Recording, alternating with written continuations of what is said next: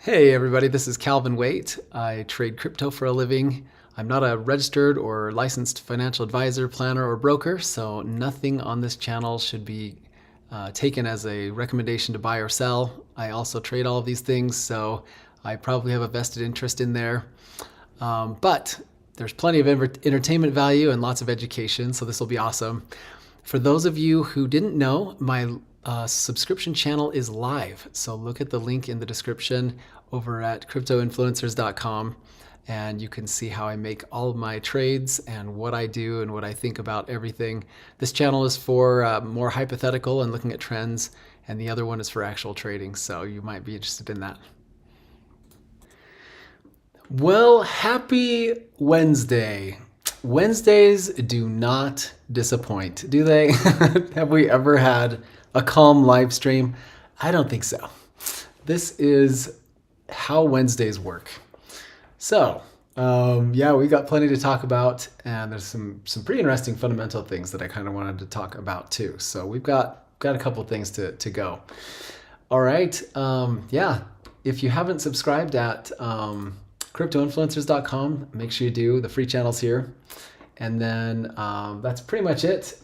Things are going pretty much as according to plan. So a lot of times we're on this channel and we're talking about support and resistance, and we're talking about just how these kind of trends work out. It's very, very curious. So this morning we were kind of trading at a pretty stable rate, and it was about 27,500, something like that. This became our sort of our support. We'd found support here for hours and hours and hours and hours. I'm on the 5-minute chart, by the way, and this is Bitcoin. And we got some CPI news that came out. It's debatable whether it's good news, to be honest. And I'll talk about that a little more, but we had this news come out, and immediately we had a big volume candle. So here's a huge volume. It happened right here. We jumped from 27,700 up to about 28,000. And then we kind of, had a buying climax right after this. And then we leveled off. And I kid you not, I was watching Ethereum, and right here, when we exited the yellow zone on the 5-minute chart, I said, well, we're about to find out whether this little intraday, this kind of pump that we've seen has legs or not. So this should be interesting. And then literally the second Bitcoin softened and exited the green zone for the first candle, in a matter of 15 minutes, bam, bam, bam, we dropped $1,400. Crazy. I mean, I would have never seen this coming. All I know is that we're going to have a pullback, and it's going to be pretty significant. This move up felt like kind of a final attempt before the bottom drops out, and so I was kind of holding my ground here. But it's interesting that intraday, look what happened to our support.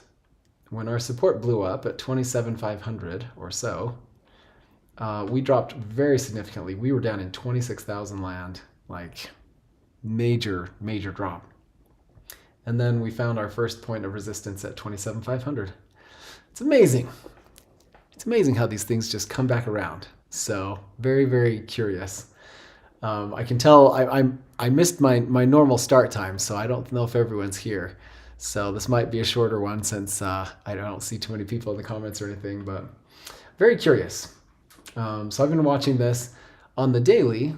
It's interesting how, on the 1 minute, this was our candle. So this was the announcement. So CPI comes in, the expectation was 5%, and it came in at 4.9.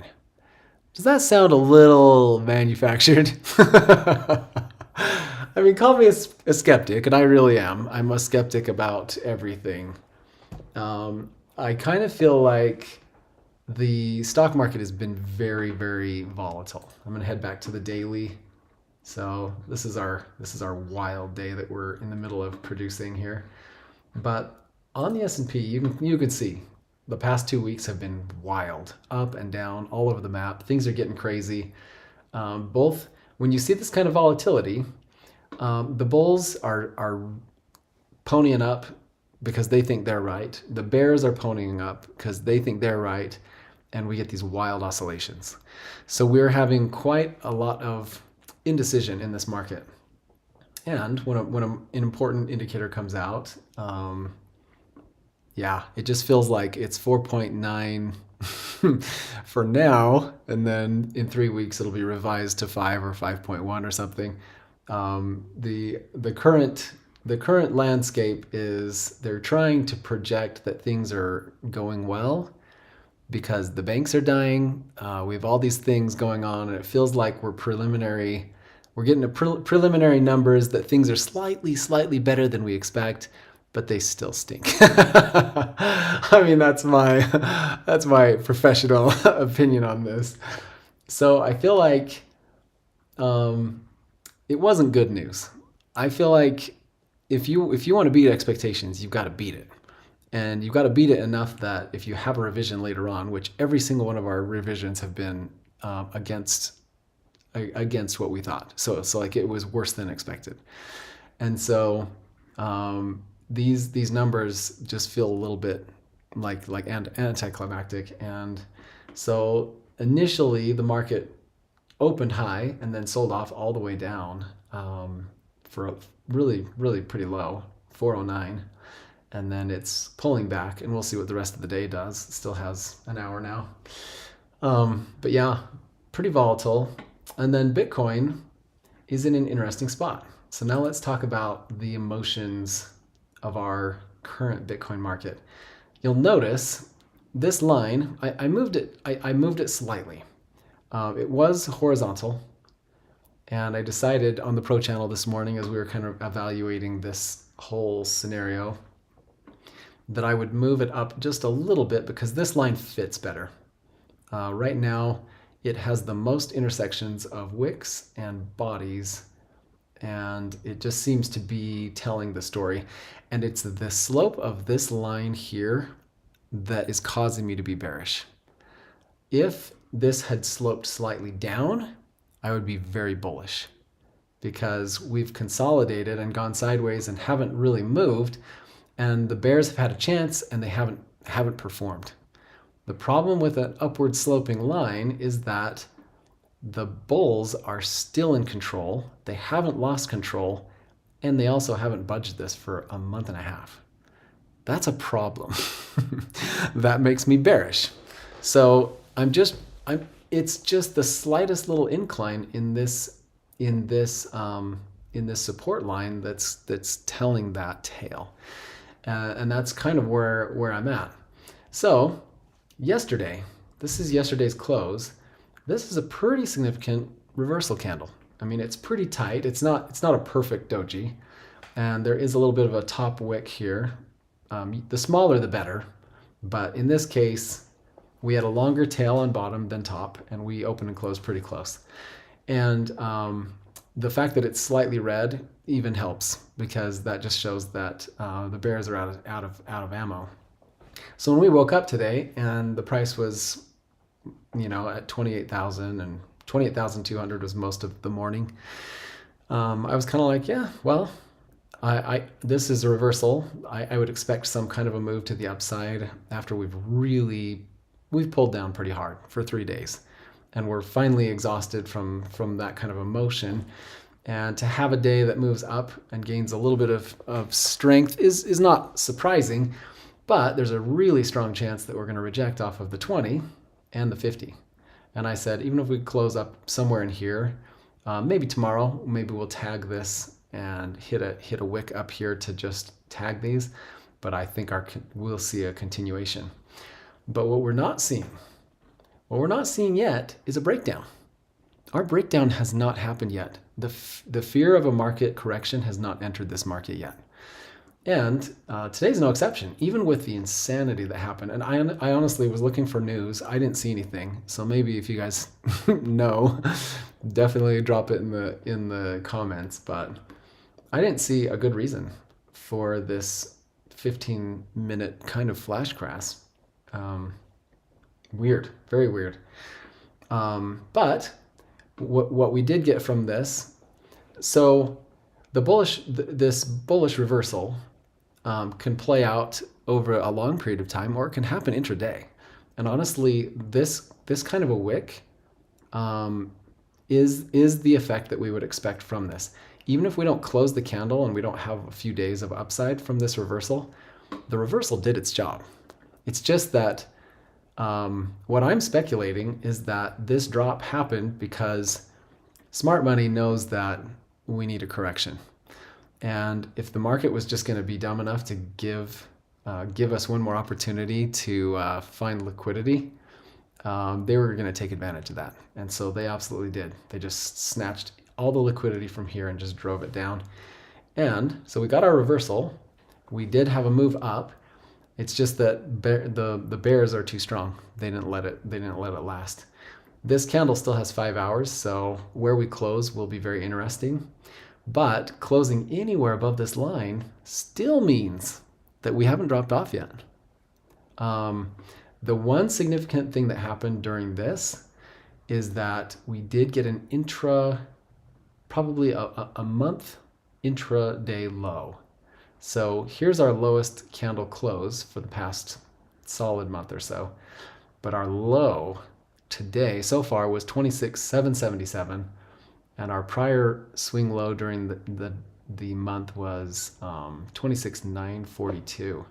So this is definitely breaking new territory.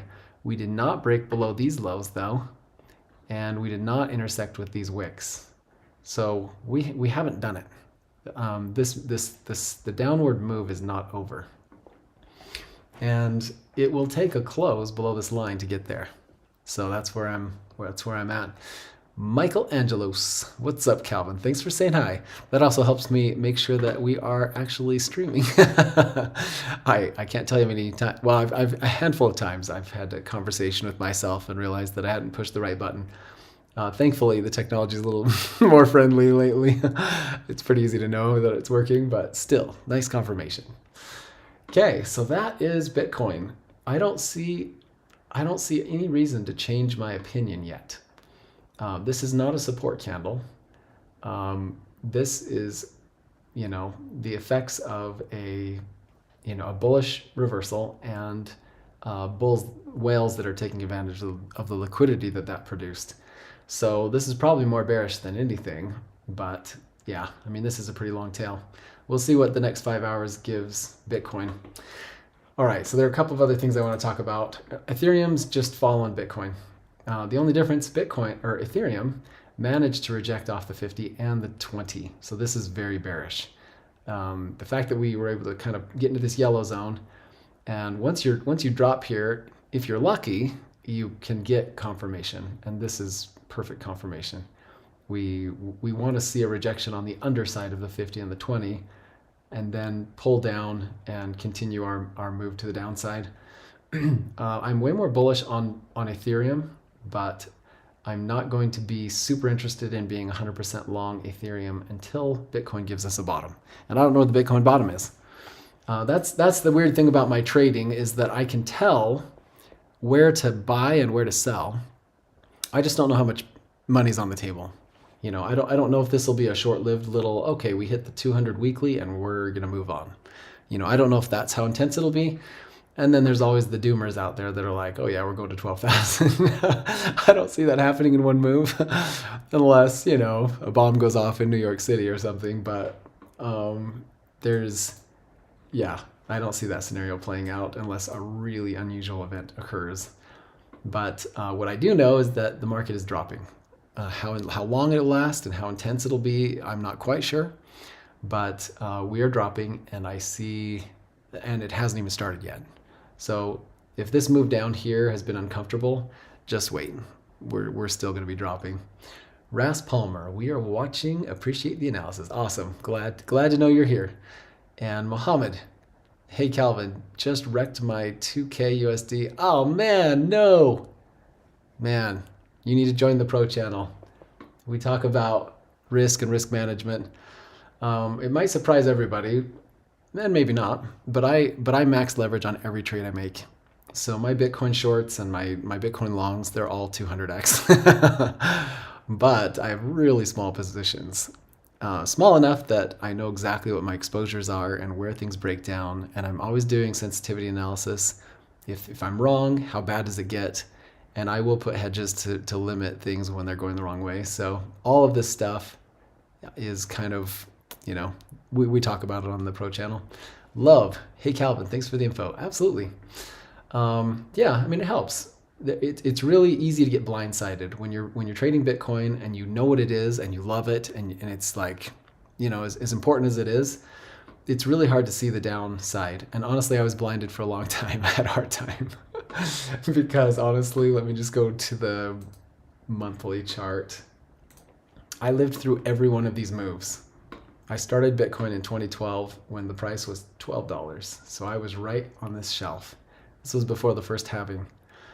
And I can't tell you what it felt like to watch your Bitcoin go from $12 to $1,000 in like a matter of months. It was insane. It was insane. And you're so emotionally just wrapped up in it that you can't sell the top. I've just made 100x on my investment. You're just so blind to the idea that it could ever come back down. And so over the years, I've gotten better. So hopefully I can help you guys too. Honestly, I don't think the days of 100x Bitcoin is happening, but so that makes it easier. But still, it's easy to get too bullish and miss the moves. Honestly, on the monthly, we've got a little bit of a reversal candle, so there should be something that plays out, and naturally the move would be to the 50. So I don't think it'll be a big move. I think it'll be a minor move to about 25,000 or so, and then I think we'll probably start moving back up. That's my opinion. Will we really drop? It'd be hard to say. It would take a very unusual event globally to really shake the foundation of this. Every time the global banking system shakes, starts getting wonky, Bitcoin has been jumping, and I am loving that trend because it should when the rest of the world starts blowing up. It just can't last forever. If people are starving and they need money, they're gonna sell their Bitcoin. It's just all there is to it. So anyway, yeah, fun stuff. So that's Bitcoin and that's Ethereum. I wanted to talk about some other stuff. Mohammed says, I don't know what to do right now. Take a deep breath. It really stinks to blow up your account, but it is probably the best teacher of risk management that you can do. So just seriously, take some days, calm down, walk away, clear your mind, and really start thinking about trading longer time frames, reducing exposure, whether it's leveraged or not. Maybe you've got to stop trading leverage and buying little bits and holding and taking advantage of anything that drops. If Bitcoin's going to pull back, it gives you a great opportunity to get in. And before you start really trading, you should have a stash of Bitcoin that's just a non-trading bag that you just keep. So that's just, Bitcoin 101 right there.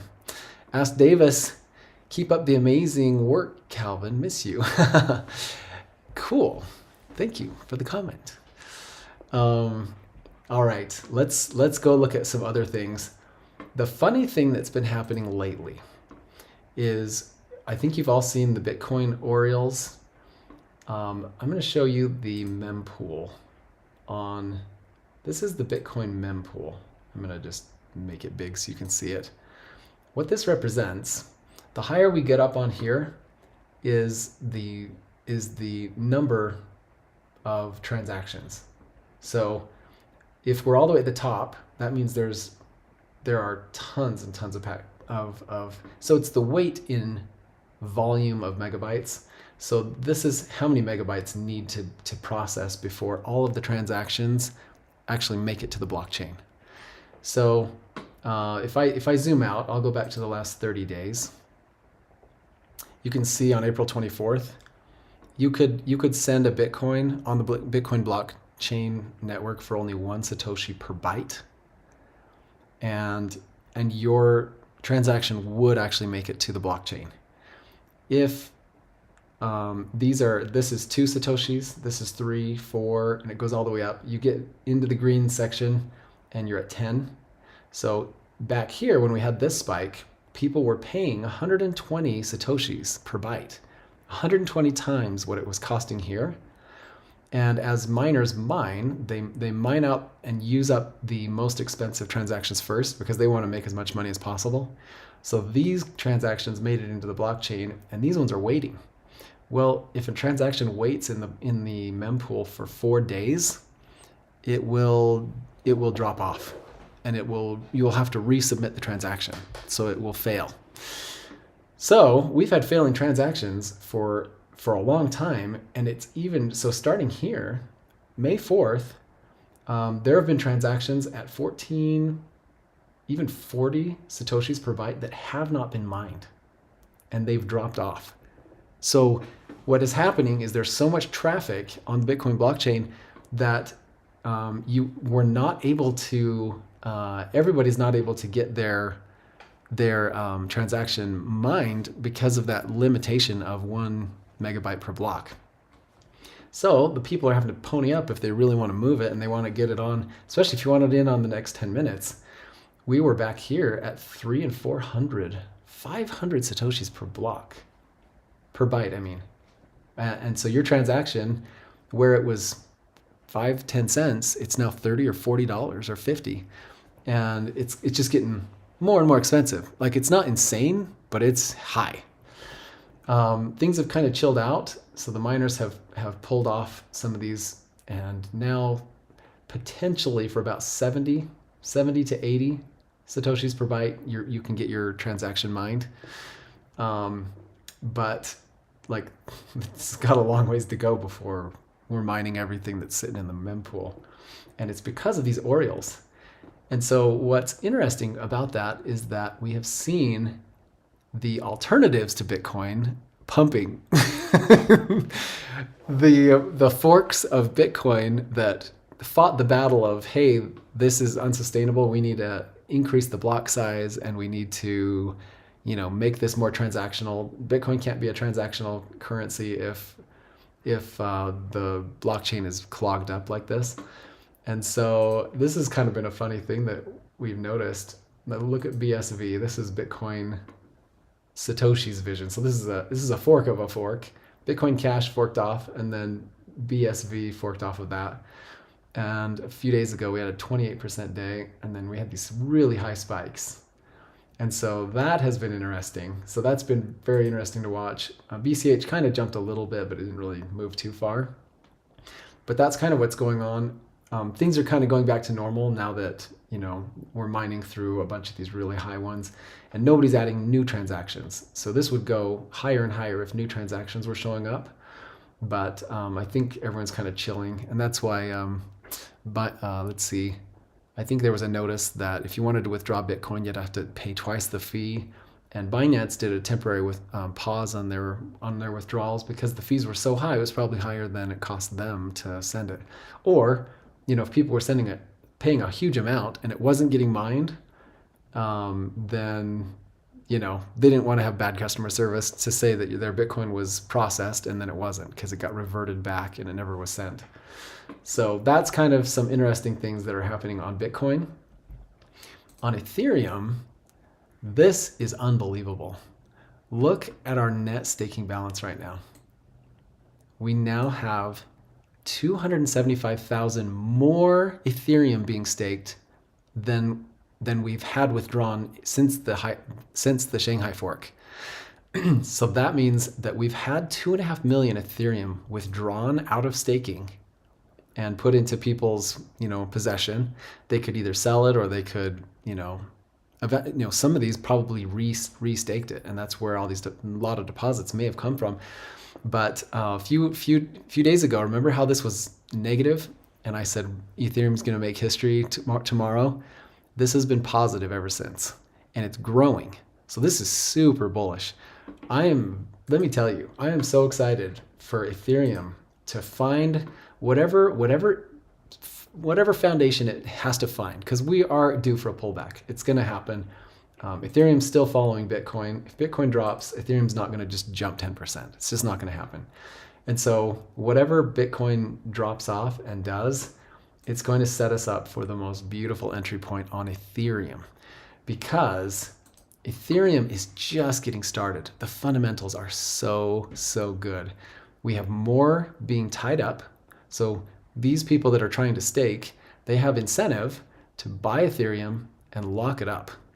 So if you're putting buy pressure on a coin and you're locking up the supply, you are increasing the value of the underlying. And we still have less than 15% of the total supply being staked. This number will be much higher as soon as we get going. And the fact that this has gone up by 250,000 in the last couple of days means that there are probably some institutions that are probably starting. We are just seeing the very, very first institutional buyers staking Ethereum, because now you can do it and you can control your keys and you can gain currently 8%. 8% is the highest we've seen. I don't know why this goes up or down. Like, I need to kind of research that. But if you could get 8% more Ethereum back every year, and you know that we're near the bottom of the bear market and we've got a couple of years of upside, why wouldn't you put it in and stake some of this? And so we have some big money probably about to pour into this. Once people have fleshed it out, know they can withdraw, they've got the parameters figured out, now they've got a real value of what they can make on this. Man, this is ripe. So ripe. Like, this is the recipe to make a $10,000 Ethereum. So yeah, I'm going to be very excited for whatever pullback this gives us to put in to be really, really long. It's going to be a really nice opportunity. So that's all looking really good. And our burn is still increasing. Look how steep this is. We are just burning, at a faster rate than ever. So since the merge, our supply chain has dropped 210,000 Ethereum. So 210,000 Ethereum, just think about that. We've got a net 275,000 more put into staking. So we've locked up more than we've burned. So even though we're still producing, we've produced 400,000 Ethereum as staking rewards since the merge, but we've burned 628,000. So our total market money supply is dropping, and more Ethereum is being tied up. Like, there's a lot of fundamentals here, and it's really, really, really looking good. So keep this number in mind. 210,000 Ethereum burn or supply chain dropped since the merge. That's 223 days ago. Now I'm going to just click on this and let's look at the last 7 days alone. Supply chain has dropped 65,000. This is a third of the total out of 223 days. A third of the supply chain has dropped in the last 7 days. There is so much activity on Ethereum. It is unbelievable. And that activity, that heightened activity and higher fees that people are paying is going straight into burning. So supply is dropping like crazy. Last 30 days, we're more than 50% of the entire amount burned over the last, since the burn was implemented. Isn't that insane? So this is getting steep. And it's, of course, all of the, let me go to the last 7 days again. And you can see here where that money is being burned from. It's Uniswap. There's so much transactions happening on DeFi that's what's causing all the burning. So yeah, just in the last 7 days, from people buying and selling on the decentralized trading at Uniswap, they've burned 20,000 Ethereum in 7 days. There's a lot of money flowing around. And I think what it is that people are getting a little bit more suspicious or nervous around the centralized exchanges.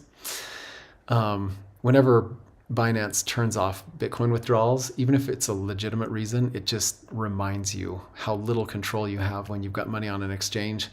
And when you trade decentralized over a DeFi exchange, you pay a fee. It's definitely higher fees, but you maintain control. And if you're doing a decent amount of money, you're not going to want to be losing the control of your holdings. If you're trading 10 million or 30 million at a time, you don't want that sitting on an exchange unless you really, trust what's happening, or you've got a diversified portfolio where you've got money off that is in a safe place if the worst case scenario happens. So a lot of amazing things happening. The space is evolving, and it's looking good. So anyway, I'm looking at Ethereum and Bitcoin. They're likely going to pull back. We have not done it yet. We're still finding support on a level that we haven't broken yet. When this breaks, all of a sudden the gloves are off. We don't know, how far it'll go down, if it'll be pretty minor or if it'll be quick or long. We don't know these things. But what we do know is that we haven't broken out. We haven't broken yet. And when we do, then suddenly the green light turns on, and we're looking for an opportunity to rebuy and get in. So that's pretty much what I have to share with you all today. I don't see any questions or anything. There's not really a lot to talk about as far as alts go, because they're all just getting murdered. It is pretty ugly out there. Even though Bitcoin dominance is dropping a little, it's mostly being, taken up by Ethereum. It's just the Ethereum Bitcoin exchange rate has kind of changed. Actually, I do want to make one more comment about that. So we have been watching the Ethereum Bitcoin exchange happening for quite a while. We peaked out. The Ethereum was the most expensive versus Bitcoin back in September of 2022. And this entire time I've been waiting to see when Ethereum is going to outperform Bitcoin. And generally, when you leave a red zone, that's kind of your big shot. If you leave a red zone, Ethereum is outperforming Bitcoin. And there were a couple of times back in the past where it was really perfect. The most recent moves out of the red zone have not performed very well. This one was awesome, but this one was a fake out. This one was a fake out. This one was a fake out. And we're currently working on number 3. Usually these things happen in threes. I don't know why, but I see this pattern a lot. And this might be the turning point. If Bitcoin really drops and we really get a good drop on Bitcoin, it just might be that Ethereum doesn't fall as fast. And then when Bitcoin finally gets its legs and starts moving, it might be that the fundamentals of Ethereum are so attractive to investors that once we get this pullback under our belts, we will be, I think this Ethereum Bitcoin ratio is going to start improving to Ethereum's advantage. So I'm going to be very interested in positioning well for the next about 1 or 2 years once we get a good spot to go long here. But this right here is a recipe for a buy, right?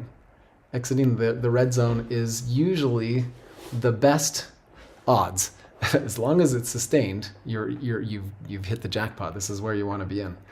So I feel like we're having a pullback on Bitcoin, and once it's over, all these fundamentals will likely come into play, and Ethereum's going to start most likely increasing against Bitcoin, and we could see some pretty nice performance on Ethereum coming up here soon. So that is definitely something that's going on. All right, guys, that's pretty much it. I don't see any questions, so we'll wrap it up here. I really appreciate you guys being with me and being engaged and being interested in the things that I like to talk about. So that's cool that there are at least 100, 150 people that are interested in this too. So that's fun. I enjoy talking about it and working things out. So far, I am net short in my portfolio, and I'm not minding at all this pullback. It's actually pretty sweet. Once we get there, though, believe me, I'll be very excited to go long because there are a ton of longer term indicators that are they're just looking good. So we just need our little bit of pullbacks for support, and man, there's a lot of upside that could still happen. So we'll play it as it comes, and we'll be patient, but I'll try to keep you guys informed. All right, thanks for being here. We'll catch you on the next one. Thanks for making it to the end of my video. Make sure you keep those trades small. Don't force a trade. Don't get impatient. And if you want to see how all this works, please come over and check me out on the subscription channel at cryptoinfluencers.com. Again, the link is in the description.